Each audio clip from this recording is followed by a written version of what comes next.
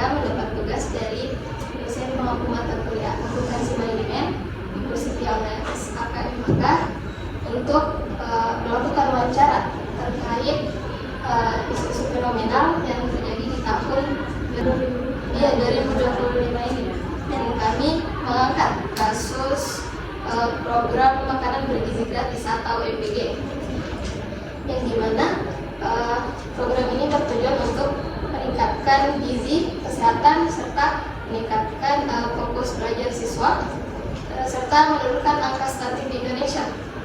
Namun dalam pelaksanaannya masih terdapat beberapa kendala seperti misalnya masalah kebersihan, pengawasan, dan kasus keracunan yang terjadi di beberapa daerah di Indonesia.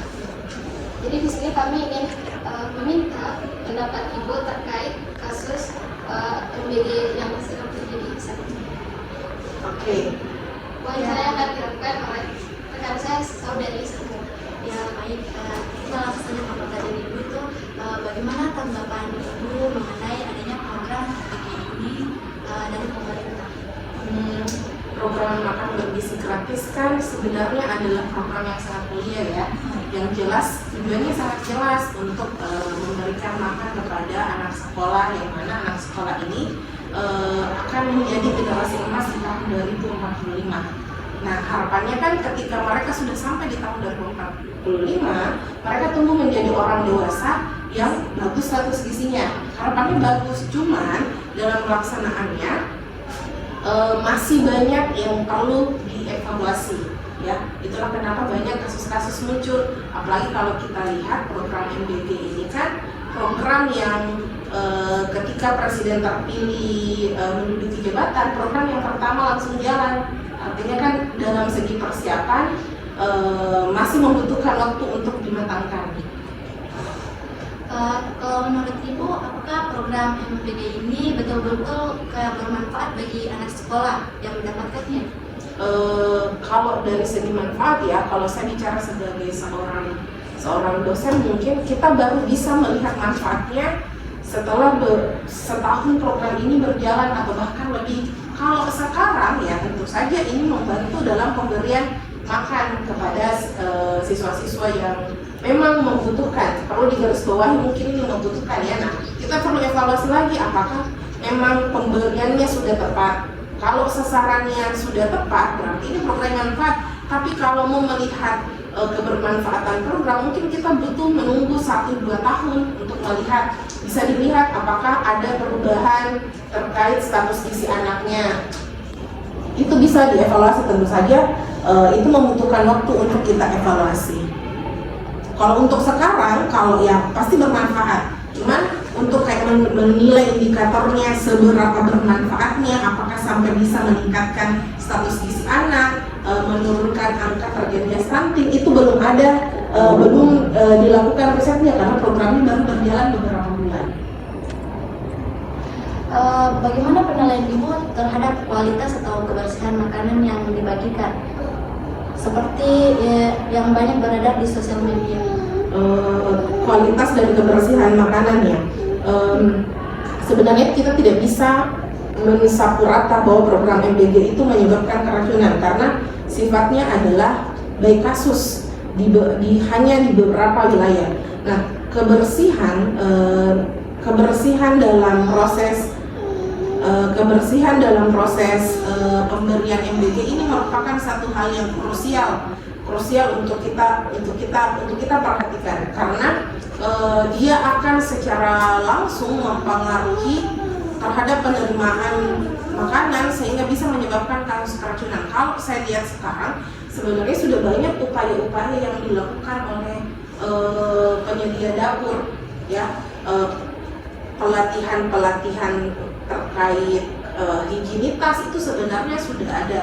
Cuman karena ini bicara penyediaan makanan dalam jumlah yang besar, sehingga akan banyak hal yang rentan untuk missing kita lewatkan, ya. Bisa jadi ini kan bisa jadi dalam proses pembersihan makanannya, sayuran misalkan ada yang tidak bersih sehingga ada ulatnya, kemudian bisa jadi mengkremnya, alat makannya, ada dapur yang tidak melakukan sterilisasi yang seharusnya mereka sterilkan setelah dicuci. Itu bisa jadi tidak dilakukan karena dalam hal ini penyediaan penyelenggaraan makanan yang porsi banyak, sehingga yang perlu diperhatikan adalah betul-betul tenaga yang digunakan dalam proses penjamah makanannya itu betul-betul tenaga yang terlatih, ya, sehingga bisa meminimalisir terjadinya keracunan. Terus mengenai kasus keracunan MBG ini sempat marak terjadi dalam pelaksanaan program ini. Iya betul, itu tidak bisa kita lakukan. Makanan dalam jumlah yang besar ya, sangat rentan memang terjadi keracunan. Apalagi yang perlu kita garis bawahi di sini adalah jarak antara proses produksi makanan dengan makanan itu disajikan. Itu kan cukup berjarak ya, karena dapur, karena dia harus memproduksi ribuan, ratusan hingga ribuan, menyebabkan proses produksinya bisa jadi dilakukan pada subuh hari, kemudian penyajian makanannya dilakukan pada pagi hari atau menjelang waktu selingan, dan itu kan cukup lama waktu makanan selesai dimasak dan disajikan, dan di situ adalah proses di mana bertumbuhnya mikroorganisme jahat dan tidak ada lagi penanganan setelahnya. Makanya kalau kita lihat mobil-mobil yang digunakan untuk melakukan distribusi bukan mobil-mobil yang dilengkapi dengan penghangat, artinya kan tidak terkontrol suhu makanannya yang menyebabkan proses keracunan itu bisa terjadi. Tapi ada banyak faktor ya, bukan hanya produksi dan penyajian yang lama, bisa jadi yang tadi saya bilang alat makannya omprengnya tidak bersih, kemudian ada proses persiapan bahan makanan yang kurang tepat. Jadi sangat banyak dan tidak bisa karena di wilayah A keracunannya karena lama proses produksi dan penyajiannya, di wilayah B seperti itu juga. Harus dilihat secara wilayah sesuai dengan kasusnya. Tidak bisa disamaratakan karena banyak titik-titik yang bisa menyebabkan proses keracunan itu terjadi. Ya, menurut Ibu itu apa solusi yang terbaik dari masalah yang terjadi?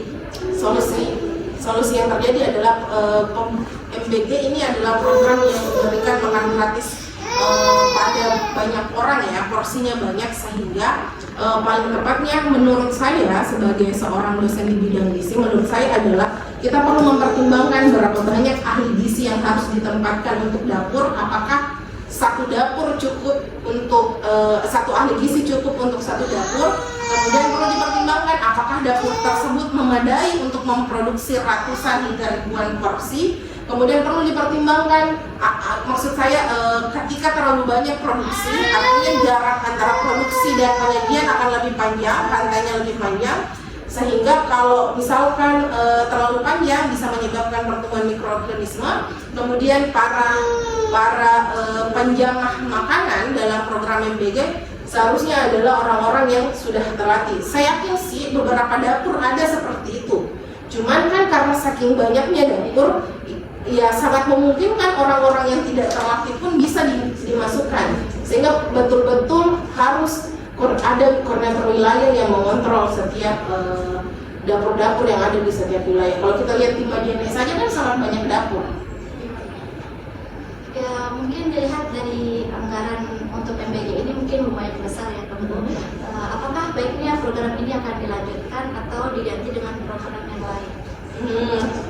Saya merasa tidak capable untuk menjawab pertanyaan ini ya.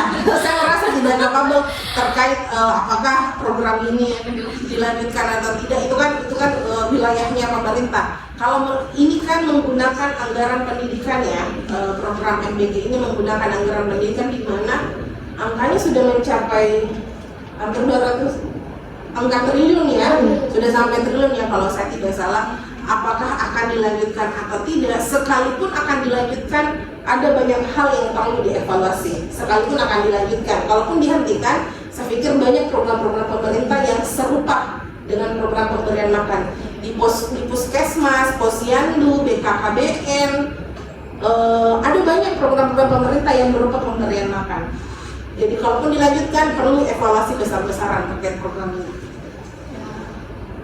Terakhir terakhir ya, adalah apakah Ibu ada tambahan atau pendapat masukan lain dari terkait program MBG ini? Kalau saya sih tambahan atau saran terkait program MBG ini, pertama program ini adalah program mulia yang seharusnya pun dijalankan dengan sangat mulia, ya, sehingga sangat perlu berhati-hati dan sesuai juknis atau petunjuk teknis pelaksanaannya. Seharusnya betul-betul diperhatikan apakah sudah sesuai dengan kaidah ilmiah, kemudian pelaksanaannya betul-betul dievaluasi dengan baik sehingga anggaran sebesar itu yang digelontorkan tidak terbuang sia-sia. Jadi kalau saran saya betul-betul melibatkan ahli gizi dalam pelaksanaannya, bahkan mulai dari perencanaannya, pelaksanaan hingga evaluasi. Kenapa? Karena ahli gizi mereka dibekali dengan pengetahuan terkait penyelenggaraan makanan, sehingga di setiap titik-titik pelaksanaan MBG dari perencanaan, pelaksanaan, evaluasi seharusnya ada ahli gizi di dalamnya. Terima kasih atas pendapat yang memberikan. Kami memastikan bahwa semua informasi atau pendapat yang Ibu berikan itu hanya untuk kepentingan tugas dan pembelajaran, bukan untuk tujuan lain. Mungkin itu saya Bu, untuk maaf bila kami ada salah kata dan mengganggu istirahatnya Ibu. Terima kasih. Iya, sukses ya. Amin. Mohon maaf Ibu. One is the loneliest number that you'll ever do. Two can be as bad as one. It's the loneliest number since the number one.